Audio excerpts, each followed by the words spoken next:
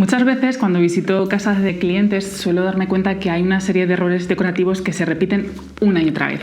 Son errores que realmente son sencillos de solucionar y con solo tenerlos en cuenta podríamos mejorar muchísimo el resultado de cualquier espacio. Por eso en el vídeo de hoy quiero haceros una recopilación de aquellos que yo suelo ver de una manera más frecuente para que así vosotros lo tengáis en cuenta y a la hora de diseñar y de decorar sepáis cómo solucionarlos.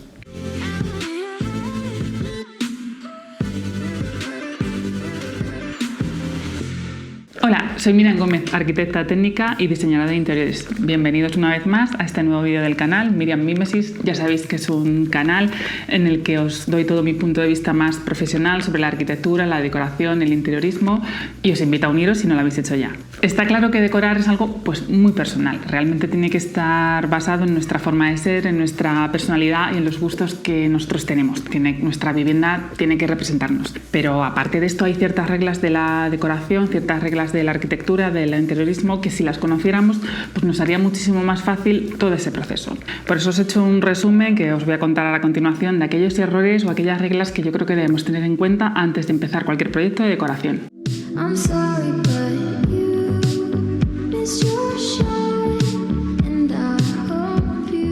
El primer error, y yo creo que es uno de los más frecuentes porque a veces yo creo que nos entran las prisas por ir a comprar, es no medir. Realmente, salvo que seas un profesional de la arquitectura y la decoración, que tengas un ojo experto, y aún así tampoco, yo siempre llevo 1 metro en el bolso, nos hace falta tomar las dimensiones del espacio que queremos decorar.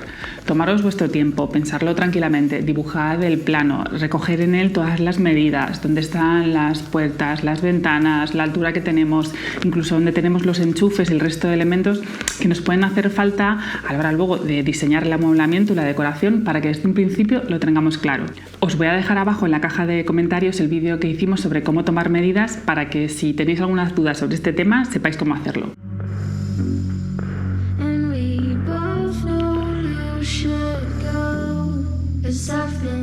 Otro de los errores que solemos cometer también con mayor frecuencia es no tener claro el estilo o la sensación que queremos conseguir en un espacio. Esto nos suele llevar a que acabemos comprando por impulso, muchas veces incluso por internet. Acabemos comprando un montón de cosas que luego realmente cuando las ponemos juntas no tienen una coherencia, no tienen un resultado y no acaba quedando bien. Para eso es muy importante pararse a pensar, analizar cuál es el estilo, los estilos que más nos gustan, qué necesidades tengo y a partir de ahí, desde este hilo conductor, ir tirando para ir comprando el resto de elementos y decoración que queremos poner en este espacio. Os dejo también en la caja de comentarios el vídeo que hicimos sobre algunos de los estilos decorativos más representativos y sobre todo cómo descubrir cuál es el tuyo.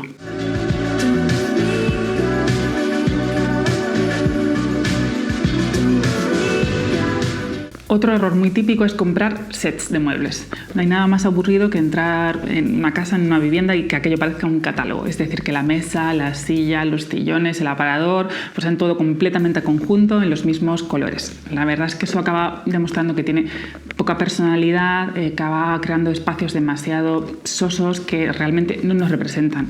Y aquí vuelvo a enlazar con el punto anterior. Es importante que tengamos claro un concepto, un estilo, de esa manera no acabaremos comprando un set completo. Y os vuelvo a recordar el vídeo anterior en el que os contamos cómo mezclar estilos, que estará saliendo la tarjeta por aquí arriba, para que así podáis ver la manera de no acabar comprando sets completos de mueble.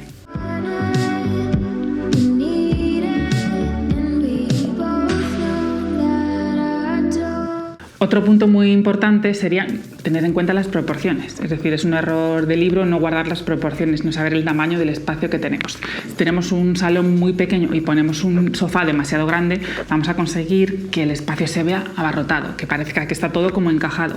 Y si por el contrario tenemos un espacio muy grande, por ejemplo una habitación enorme, y ponemos muebles muy ligeros, mesitas muy pequeñas, la cama con una dimensión muy pequeña también, va a parecer que aquello está todo desangelado, casi como se suele decir que hace eco.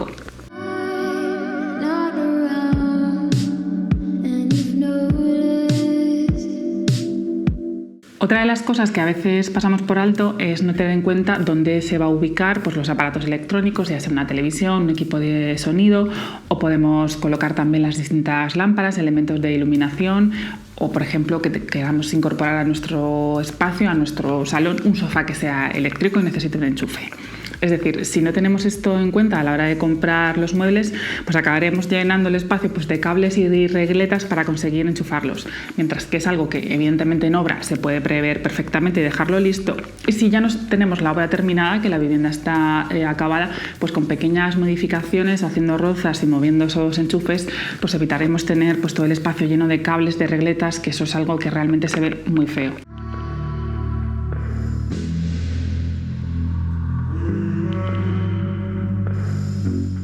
No sé por qué la iluminación es algo que también solemos dejar para el final, cuando es algo que yo en todos mis proyectos desarrollo paralelamente al resto de diseño, al resto de cuando preparamos la distribución, cuando preparamos los flujos de movimiento, pues la iluminación es algo que tiene que ir a la vez, porque realmente tenemos distintas necesidades de iluminación. No es lo mismo la luz que necesitamos para una cocina, para una zona que estamos estudiando, o la luz indirecta que queremos crear pues en un salón, por ejemplo, pues para ver la televisión tranquilamente.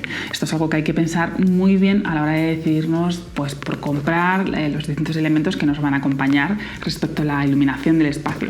Y luego también no penséis solo en la luz que va en el techo. Pensad que es recomendable, o sea, no solo razonable, sino recomendable, colocar la iluminación a distintos niveles. Es decir, utilicemos el techo para las iluminaciones de paso, pero utilicemos también la pared para poder colocar apliques, incluso el suelo para colocar bañadores de suelo, y pensad también que podemos colocar pues, lámparas de pie, lámparas de mesa. Todo este tipo de iluminación que se reparta en todo el espacio nos va a ayudar a que nuestro salón, nuestra habitación, nuestra cocina pues tenga un punto mucho más acogedor y personal.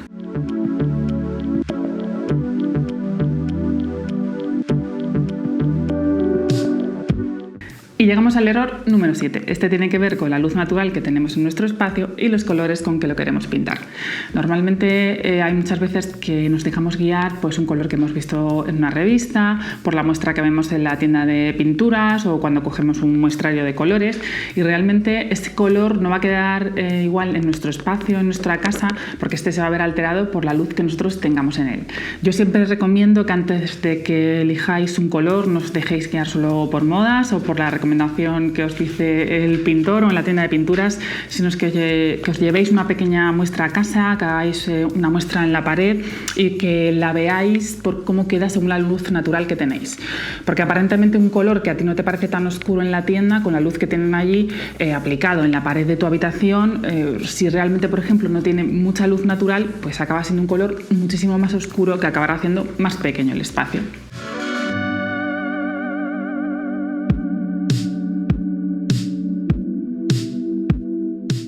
Este es otro de los consejos más importantes para mí a la hora de hacer cualquier diseño. Nunca, nunca, nunca la funcionalidad tiene que estar reñida con el diseño, con la estética que tenga un mueble o un elemento.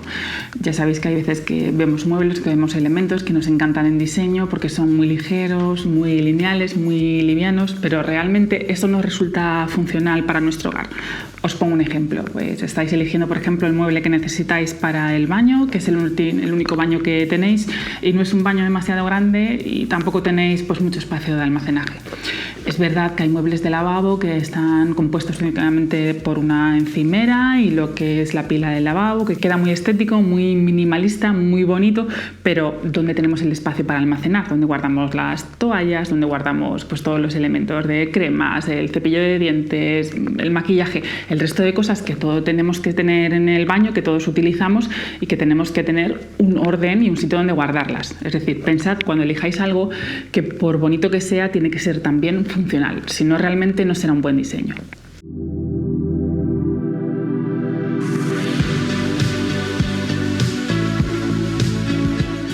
Otro truquillo que también es muy resultón es tener en cuenta el largo de las cortinas. No porque esté mal muchas veces las soluciones que toméis, sino porque hay maneras de hacerlo mucho mejor. Por ejemplo, en vez de colocar la barra de la cortina a ras justo encima de lo que es la ventana, llevarla siempre a techo. De esta manera tendremos una longitud de cortinas mayor, lo que hará es que los espacios parezcan muchísimo más altos. De igual manera, pues las cortinas, sé que muchas veces también la vemos en revista que arrastran muchísimo, que igual arrastran 40-50 centímetros. Sé que eso para casa no es práctico porque realmente hay que mantenerlo limpio, con lo cual yo siempre recomiendo dejarlas justo al ras. No las dejéis cortas, aunque aparentemente parezca muy funcional, porque lo que vamos a hacer es que todo se achate y parezca que realmente le falta un trozo. Igual, cuando tenemos una ventana, yo normalmente suelo colocar el mismo tipo de cortina y de caída que llegue hasta el suelo, precisamente pues para conseguir que ese espacio quede muchísimo más alto, más alargado y quede más vestido.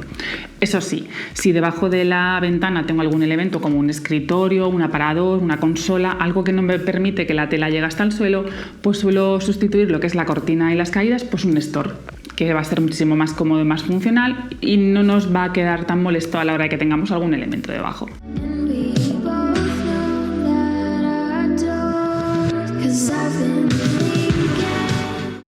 Y aquí llego a un error que me mata, y es que cada vez que llego a una casa y lo veo me duelen los ojos, y os estoy hablando de pintar los zócalos en pasillos de un color oscuro. Es verdad que muchas veces las zonas de pasillo pues se suelen manchar, son más propensas a que tengan roces, bueno, y es lógico que podamos colocar pues un elemento pues para proteger esas zonas, ya sea un zócalo, un vinilo, un papel, pero la idea de esto es que lleve el mismo color que el pasillo, o sea, un elemento claro, porque generalmente los pasillos en casa son zonas oscuras, que no tienen luz natural y la mayoría de las veces son larguísimos.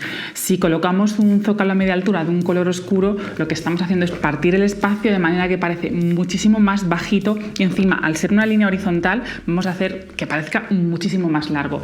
Esto es un error realmente de libro, pero es que me lo encuentro en vivienda tras vivienda.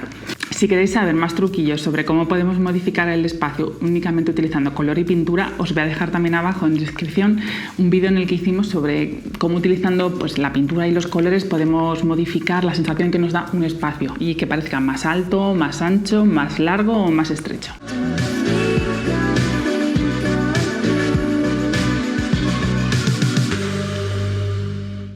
A la hora de colocar un cuadro, una obra de arte, una fotografía grande o incluso una composición de varias, en un espacio, en una habitación, en una pared, pues debemos tener también en cuenta las proporciones. No podemos colocar un cuadro pequeñísimo en una pared enorme y un cuadro desproporcionado pues en una pared muy pequeña. Un truquillo que yo suelo utilizar a veces cuando pues, no tenemos muy claro cómo hacerlo es plantear en la pared con cinta de carrocero que luego se despega y no deja marca, pues un poco la dimensión que tiene el cuadro o la composición de cuadros que voy a hacer, pues para así hacerme una idea visual antes de colgarlos. También para que os sirva como referencia, normalmente el centro del cuadro de la obra de arte tiene que estar aproximadamente a la altura de los ojos, ¿vale? Para que nos quede enfrente y de esta manera pues la obra quede bien expuesta y la veamos bien. Porque si lo colocamos demasiado bajo va a perder todo sentido, no va a tener un punto de vista importante, y si lo ponemos muy alto también va a quedar estéticamente muy raro y se va a perder. Otro truquillo que yo también suelo utilizar si vamos a colocar los cuadros o las fotos o la composición cerca de una puerta o de una ventana es hacer coincidir el borde superior de la puerta, el marco superior, con la línea también del marco de la foto, para que así creemos una composición que quede muchísimo más estética. Y hasta aquí el vídeo de hoy. Estos son los errores que yo creo que son más comunes y más importantes que solemos encontrarnos muchas veces en viviendas. Dejadme por aquí abajo si os ha pasado alguno a vosotros o si creéis que me he dejado alguno que sea importante para que así también lo podamos comentar entre todos. Y como siempre os digo, pues no olvidéis darle al like, a suscribiros, a activar la campanita para no perderos nada, y nos vemos en el siguiente vídeo.